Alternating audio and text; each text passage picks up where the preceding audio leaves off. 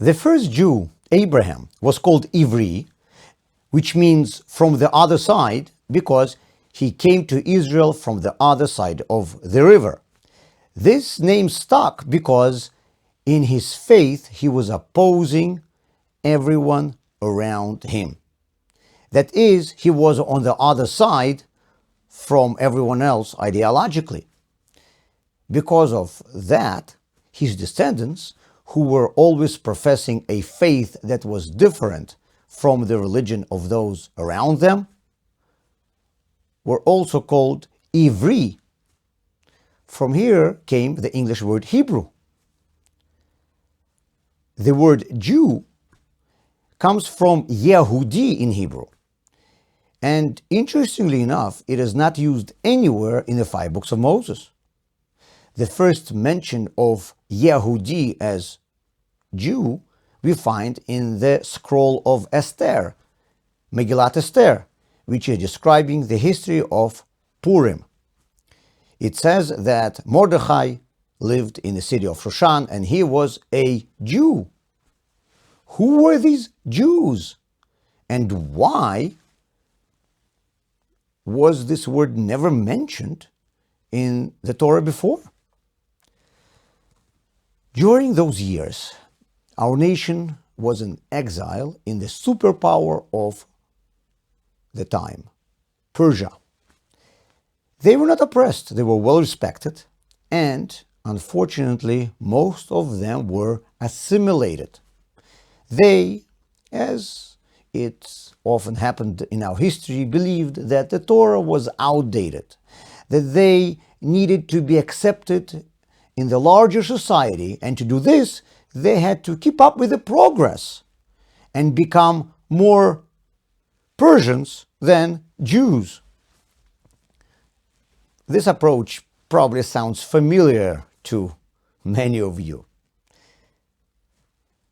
Among the Jews, there was also a small religious minority.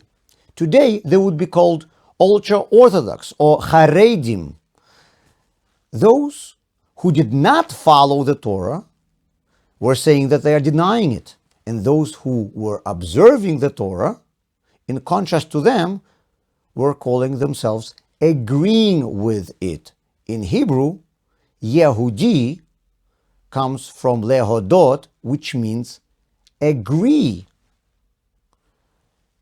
Jew in Hebrew means someone who agrees. And this word lehodot has another meaning also. Yehudi means to think. Therefore, Yehudim were people who were agreeing with the Torah and thanking God. Mordechai was from this religious minority. That meant that he was an Orthodox Jew, an ultra-Orthodox Jew if you want, and he was Yehudi. The assimilated Jews of those times, as today, identified themselves as Jews and were a part of the Jewish community. According to the decree of Purim, all the Jews, regardless of their level of religiosity, had to be killed. Every Jew had a choice.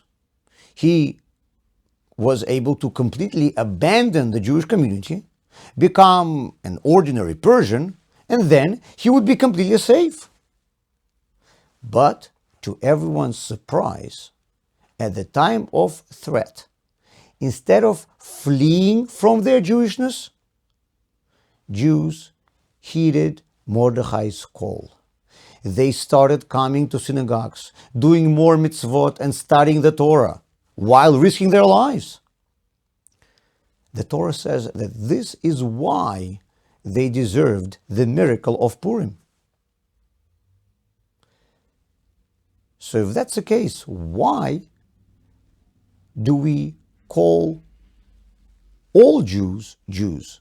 In modern Hebrew, Yehudi does not mean religious Jew, it just means a Jew. In English, word Jew means a Jew, not necessarily observant Jew.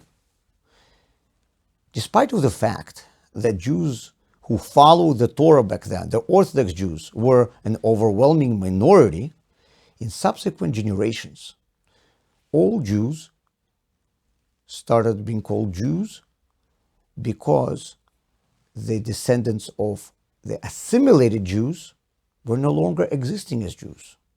Only the children of the ultra-Orthodox Jews remain Jewish.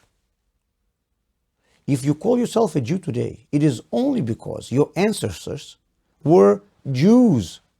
That is, a part of a small, ultra-religious minority group that did not give into the pressure of abandoning the mitzvot and the Torah lifestyle